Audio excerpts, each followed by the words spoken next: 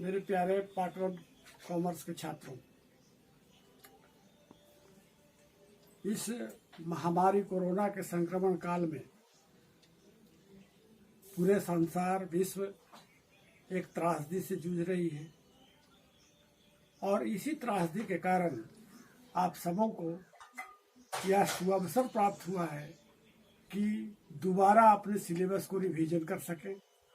जैसा कि आपको ज्ञात ही होगा कि मैं पूरा सिलेबस क्लास में समाप्त कर चुका हूँ, लेकिन बिहार सरकार और विश्वविद्यालय दोनों का आग्रह है कि ज़्यादा से ज़्यादा छात्रों को लाभान्वित करें, उन्हें रिवीजन करें, उनका टेस्ट लें। इसलिए मैं आप सबों को पूरा रिवीजन करने का प्रयास कर रहा हूं और इसका लाभ आप इस काल में जो आपको अपॉर्चुनिटी एक प्रकार से मिला है कि समय बढ़ता गया एग्जामिनेशन का आपका, इसलिए इस समय का सदुपयोग करें। तो मैं जैसा कि पहली बार शुरू किया था पार्ट वन के ऑनर्स क्लास फाइनेंशियल अकाउंटिंग का मैं आज क्लास लूँगा और उसमें मैं डिसोल्यूशन ऑफ पार्टनरशिप फिर से पढ़ाऊँगा आप लोगों को। छात्रों, हम लोगों ने देखा है, समझा है इस बात को कि साझेदारी का विघटन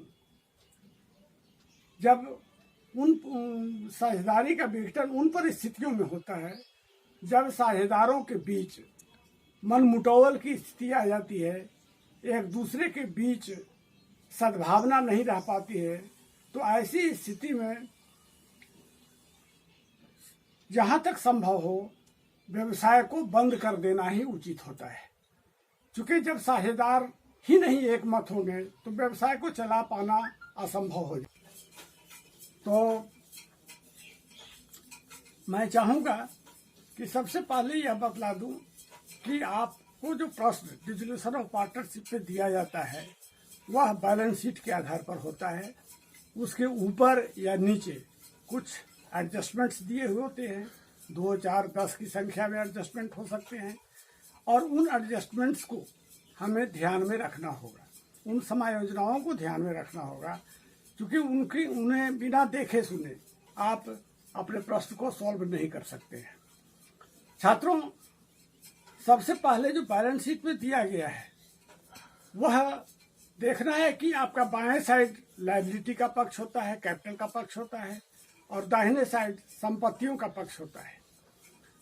तो ऐसी परिस्थिति में हम सब ये रियलाइजेशन अकाउंट बनाते हैं, क्रेडिटर्स अकाउंट बनाते हैं, लोन अकाउंट बनाते हैं, कैश अकाउंट या बैंक अकाउंट बनाते हैं।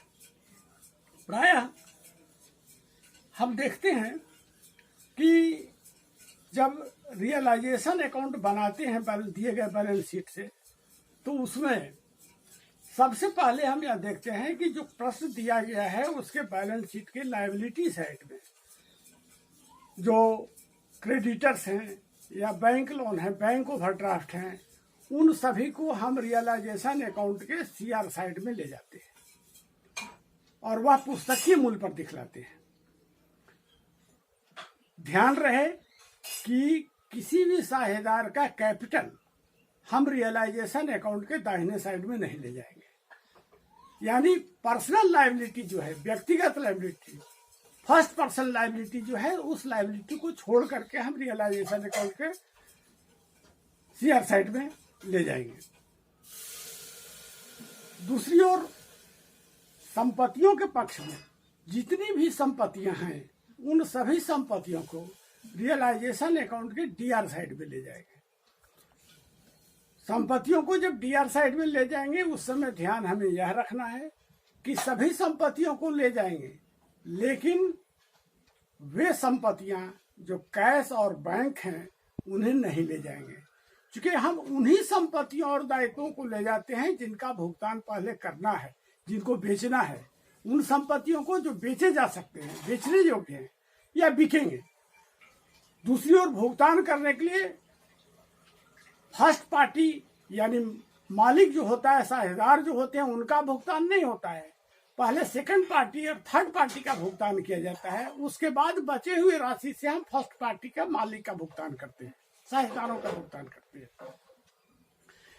तो इन परिस्थितियों में हम सबसे पहले जब रियलाइजेशन अकाउंट बनाएंगे तो सारे संपत्तियों को, जैसा कि मैंने अभी कभी कहा कि रियलाइजेशन अकाउंट के दाहिने पक्ष में ले जाते हैं, सीआर साइड में ले जाते हैं, लेकिन कैश और बैंक को छोड़ करके। ठीक, अब हम एडजस्टमेंट पर ध्यान देते हैं। एडजस्टमेंट में यह दिया हुआ होता है कि कौन से संपत्ति को किस मूल्य पर बेचा गया। जिस संपत्ति को जिस मूल्य पर बेचा गया हो उसे कैश या बैंक अकाउंट के नाम से रियलाइजेशन अकाउंट के सीआर साइड में हम लेखा करते हैं।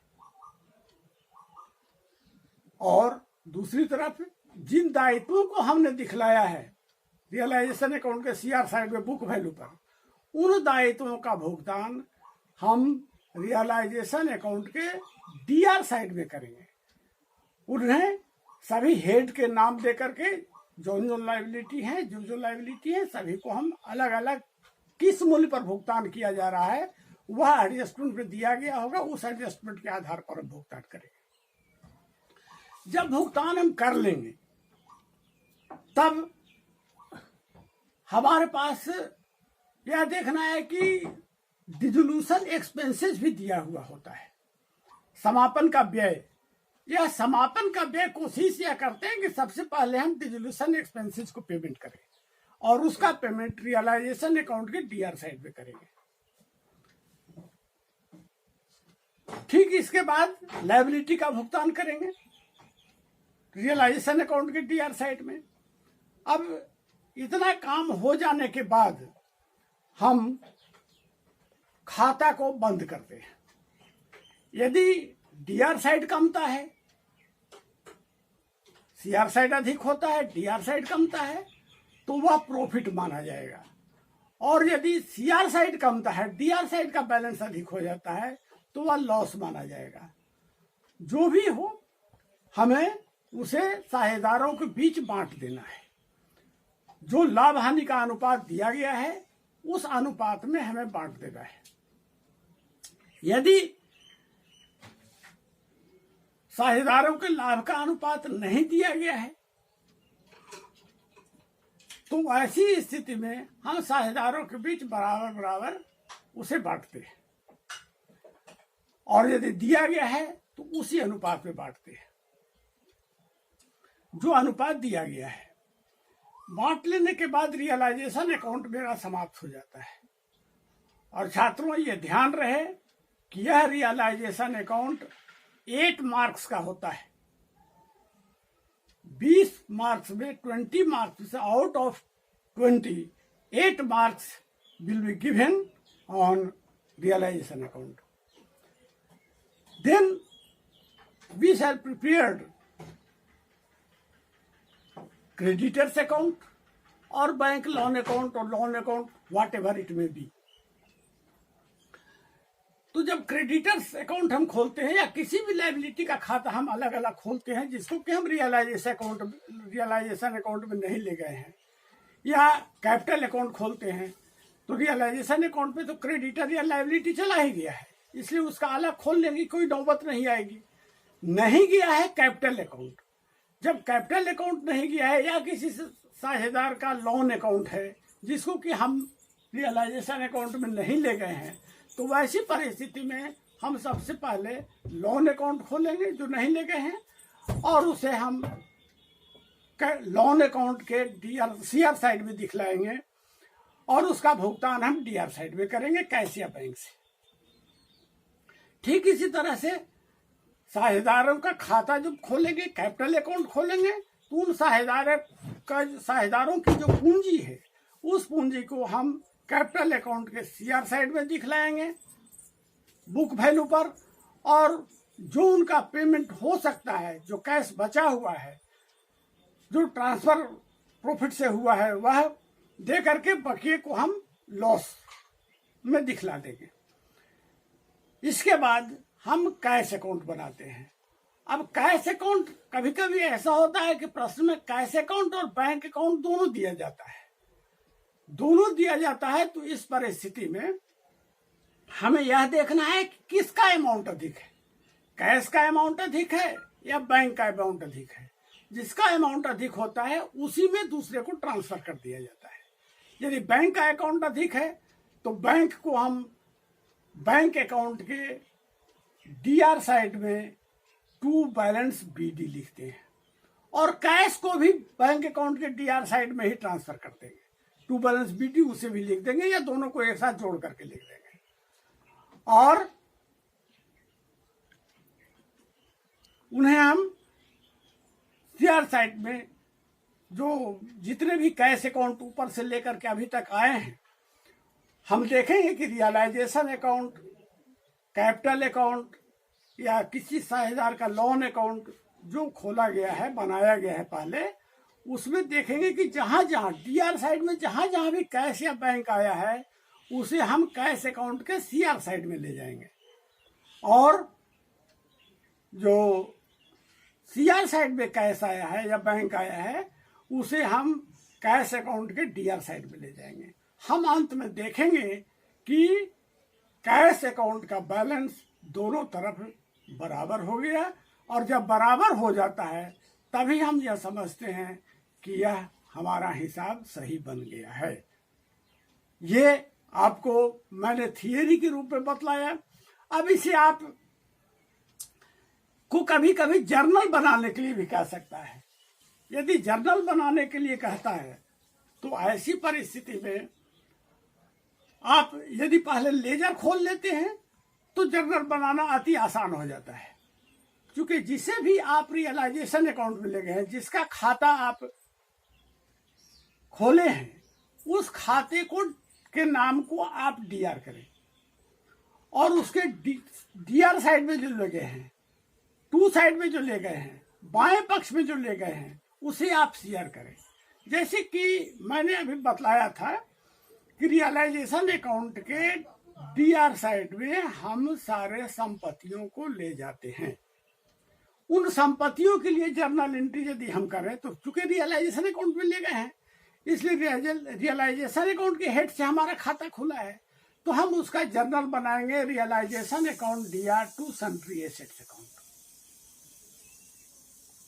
Being sundry assets transfer to realisation account. ठीक उसी तरह से जिन दायित्वों का भुगतान हमने किया है, पहले तो समापन व्यय का भुगतान किया होगा, डिसोल्यूशन एक्सपेंसेस का भी भुगतान हमने किया होगा, तो डिसोल्यूशन एक्सपेंसेस का जो भुगतान किया है उसके लिए हम लेखा करेंगे realisation account DR to cash और बैंक अकाउंट। इसी तरह से यदि लाभ हुआ है तो उसे साझेदारों में हमने ट्रांसफर किया है, वह डीआर साइड में ही होगा, तो उसके लिए हम करेंगे realisation account DR to partners capital account. ठीक इसके विपरीत यदि हम चले तो रियलाइजेशन अकाउंट के सीआर साइड में हम दायित्वों को ले गए हैं, उन दायित्वों के लिए हम जर्नल का एंट्री बनाएंगे जब, तो रियलाइजेशन अकाउंट में जिसे ले गए हैं उसे डीआर कर देंगे, डेबिट कर देंगे, और जिस खाता के हेड से हमने बनाया है खाता उसे हम सीआर कर देंगे।